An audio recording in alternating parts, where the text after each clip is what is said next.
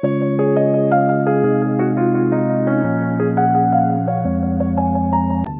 वालेकुम नाजरीन, welcome to my YouTube channel.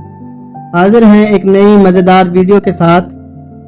नाजरीन, आज की इस वीडियो में हम आपको अदाकारा नगमा और सुल्तान राही का एक ऐसा वाक़या बताएंगे जिसमें अदाकारा नगमा ने सुल्तान राही को थप्पड़ मार दिया था, जिससे सुल्तान राही का चेहरा सुर्ख हो गया था। यानी अदाकारा नगमा की उंगलियों के निशान सुल्तान राही के मुंह पर छप गए थे। इस वाक़ये को मीडिया पर बहुत बढ़ा चढ़ाकर पेश किया गया था उस दौर में। ये वाक़या क्या था और क्या बना दिया गया था, इसकी हकीकत क्या थी, आज की इस वीडियो में बताया जाएगा।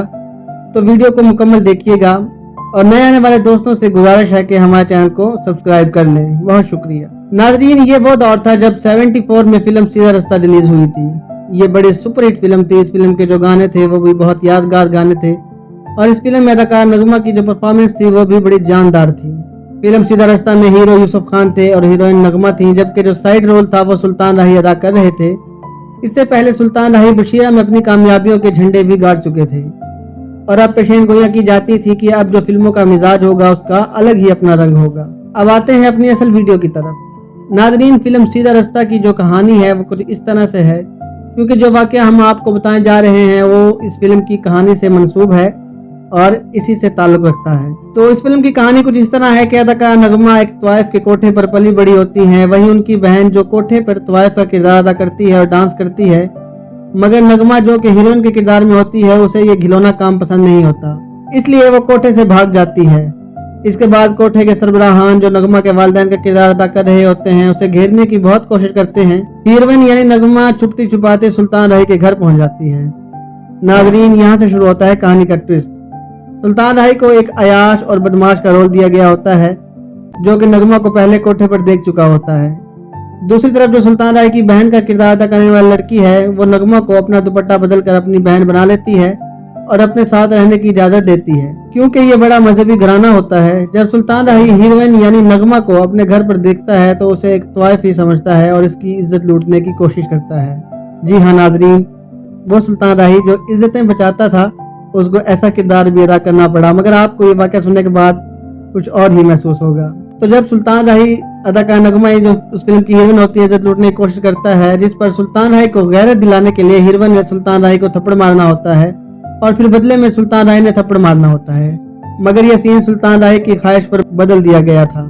सुल्तान राही कहते हैं कि अगर गैरत जगाने का सीन है तो बजाय उसके कि मैं थप्पड़ मारूं, हीरोइन मुझे थप्पड़ मारे ताकि सीन हकीकत के करीब मालूम हो। तो अब हुआ यूं कि इस सीन के पहले से रिहर्सल नहीं थी, तो जब ये सीन फिल्माया जाने लगा तो हीरोइन ने डायलॉग अदा करते हुए सुल्तान राही को थप्पड़ मारा, मगर सुल्तान राही ने कहा कि मजा नहीं आया।